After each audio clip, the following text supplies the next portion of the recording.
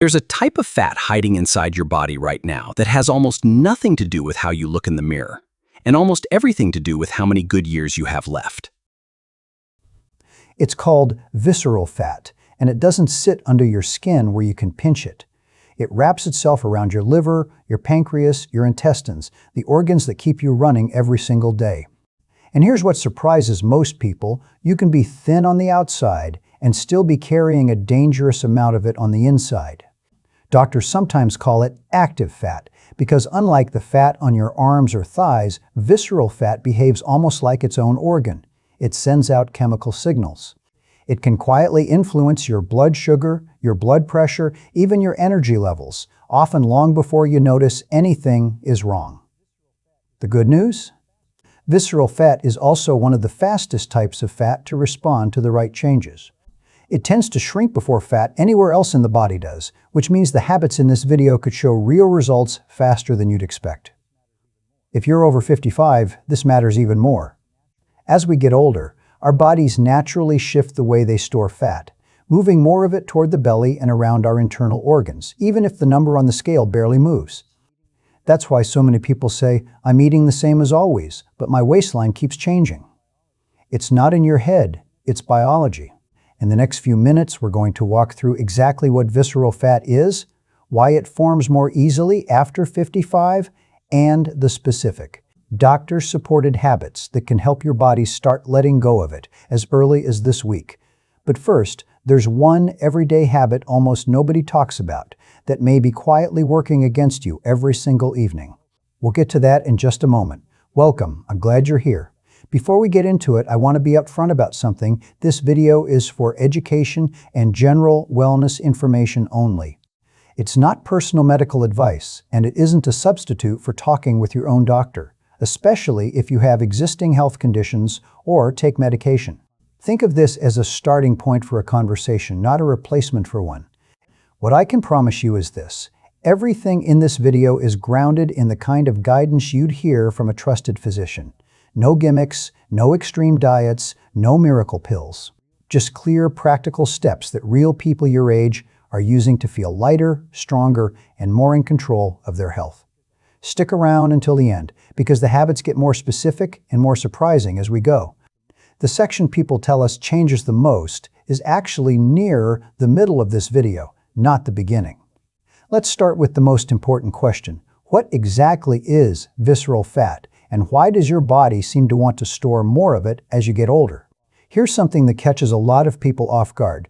Two people can weigh the exact same amount, wear the exact same size pants, and have completely different levels of visceral fat. Picture Linda, 68, retired school teacher. Walks her neighborhood most mornings. She's always been what people call average build. At her last checkup, her doctor mentioned her waist measurement and asked a few extra questions about her energy and her blood sugar. Linda was surprised she didn't feel overweight at all. But it turns out the fat she couldn't see, wrapped around her organs, was telling a different story than the fat she could see in the mirror. This is the part that surprises people most. Visceral fat isn't just inactive storage, sitting around waiting to be used for energy. Research suggests it behaves more like a chemically active tissue, releasing substances that can affect inflammation, insulin sensitivity, and blood pressure regulation. That's very different from the softer fat just under your skin, called subcutaneous fat, which is largely just along for the ride. As we age, hormonal shifts, including the natural decline in estrogen after menopause for women and gradual changes in testosterone for men, tend to nudge the body towards storing more fat viscerally, even without major changes in diet. Muscle mass also naturally declines with age unless we actively work to preserve it. And since muscle burns more calories at rest than fat does, this shift alone can make visceral fat easier to gain and harder to lose over time. So what can you actually do? The single most protective habit doctors consistently point to is regular movement. Not intense workouts, just consistent movement. A daily brisk walk of even 20 to 30 minutes has been associated, in multiple studies, with reductions in visceral fat specifically, more so than fat loss overall. It's one of the few habits that seems to target this particular type of fat, rather than fat loss in general. Here's the reassuring part. Your body is not fighting against you. It's simply responding to age-related changes the way it's designed to. And those changes are absolutely something you can influence, starting today, with tools that don't require a gym membership or a complicated diet plan. But walking alone isn't the whole story. There's a nighttime habit that plays an equally powerful role, and it has almost nothing to do with food. Most people think shrinking belly fat is purely about diet and exercise. But ask any doctor who specializes in metabolic health, and they'll tell you something that catches almost everyone off guard. What happens while you're asleep may matter just as much as what happens at the dinner table. Think about Robert, 72. He eats reasonably well, walks a few times a week, and still can't figure out why his midsection hasn't budged. What Robert didn't mention to his doctor at first was that he's been averaging 5.5 hours of sleep a night for years, waking up early out of habit and staying up late watching television. Here's the connection. Sleep plays a direct role in regulating cortisol, often called the stress hormone, and also affects hormones like ghrelin and leptin that control hunger and fullness. When sleep is consistently short or poor in quality, cortisol levels tend to run higher.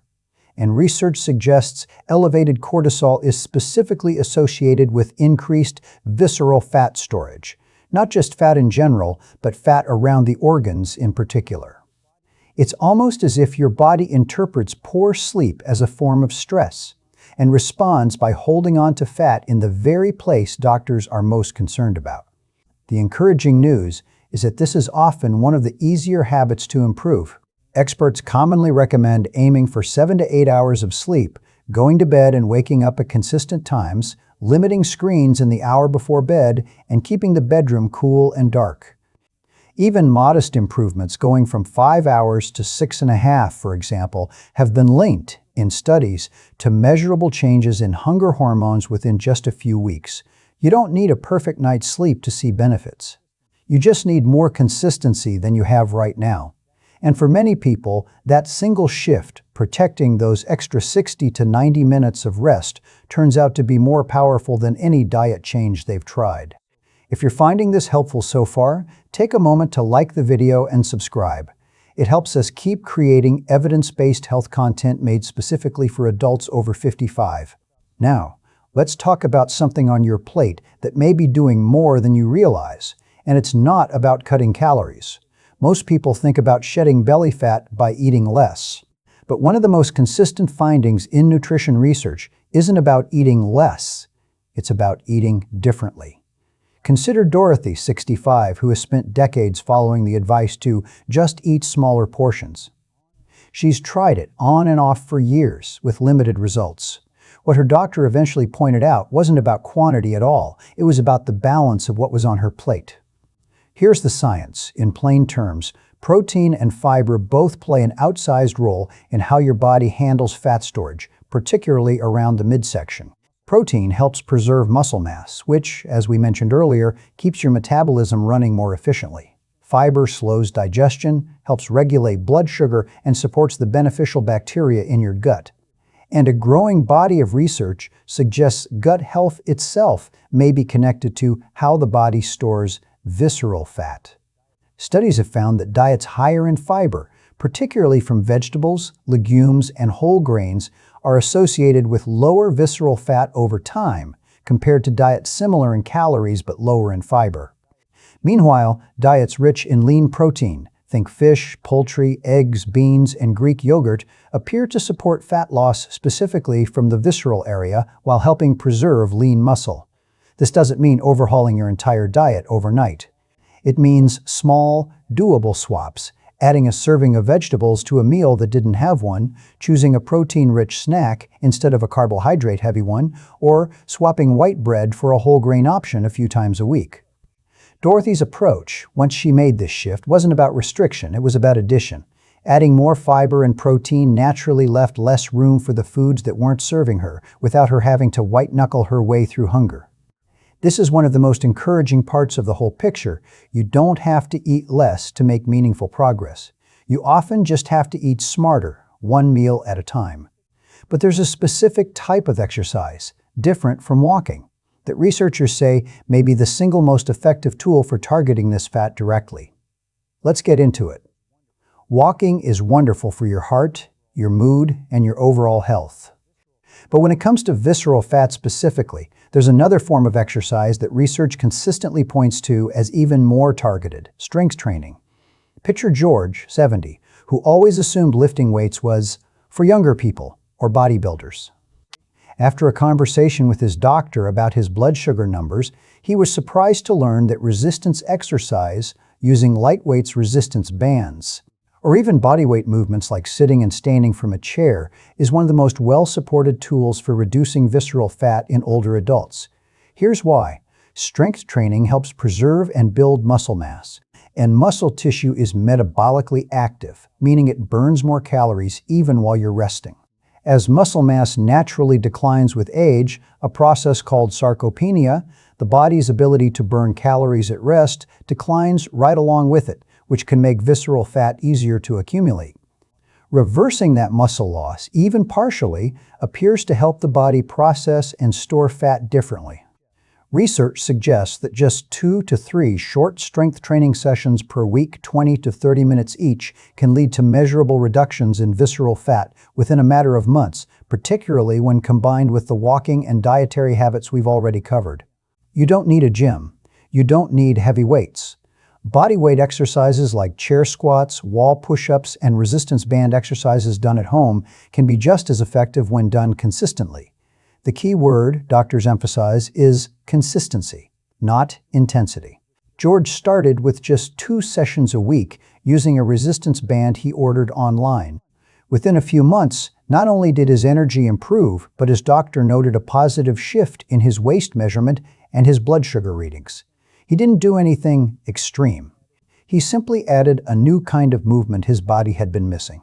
This single addition strength training may be the missing piece for people who've already been walking regularly but haven't seen the changes they were hoping for. Now let's talk about something that has nothing to do with food or exercise, but that many doctors consider just as powerful: managing stress. Here's a question worth sitting with for a moment.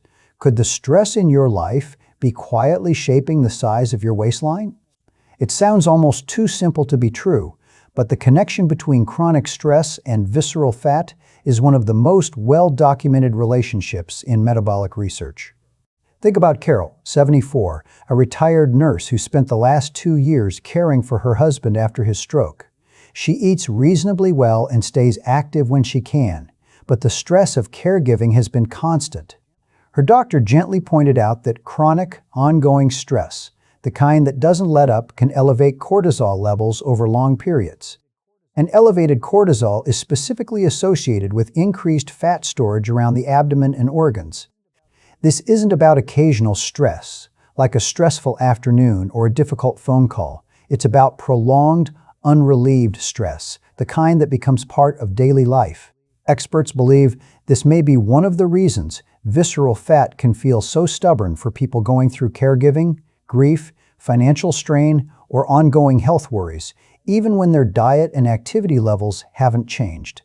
The encouraging part is that even small, regular stress relief practices have been shown to make a measurable difference. Things like a daily walk outdoors, deep breathing for just 5 minutes, spending time on a hobby, praying or meditating, or simply talking with a friend or family member regularly can all help regulate cortisol over time. Carol's doctor didn't tell her to eliminate stress from her life. That's simply not realistic for a caregiver. Instead, she was encouraged to build in small pockets of relief throughout her day: a short walk after lunch, 5 minutes of quiet breathing before bed, and a weekly phone call with her sister just to talk.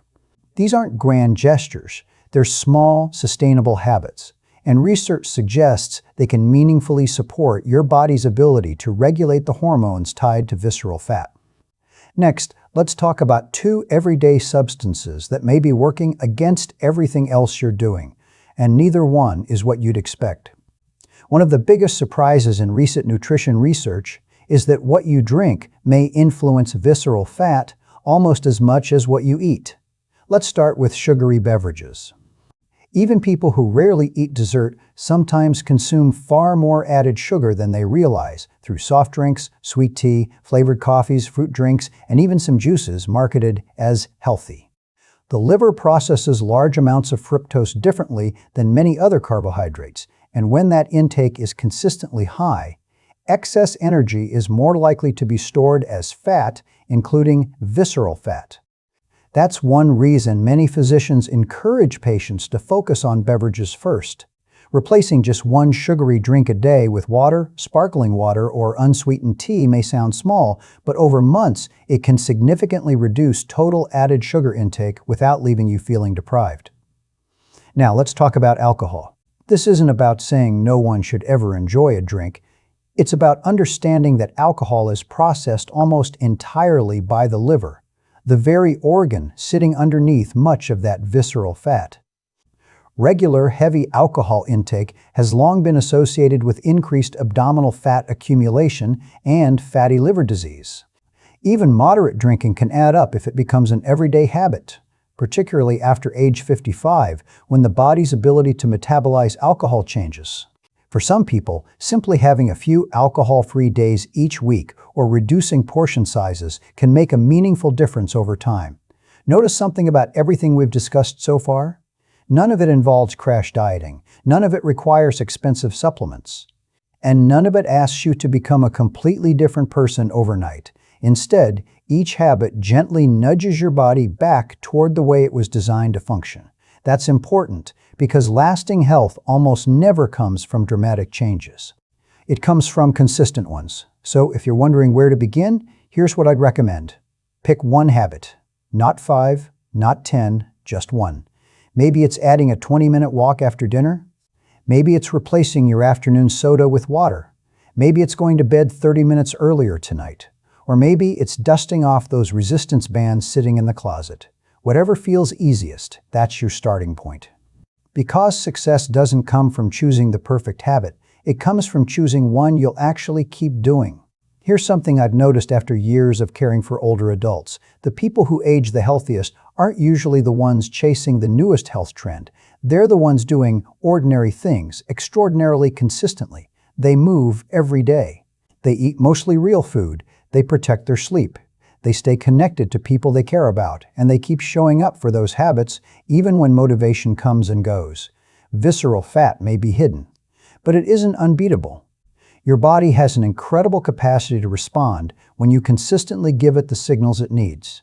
And every healthy choice you make today becomes a vote for the person you'll be 5, 10, or 15 years from now.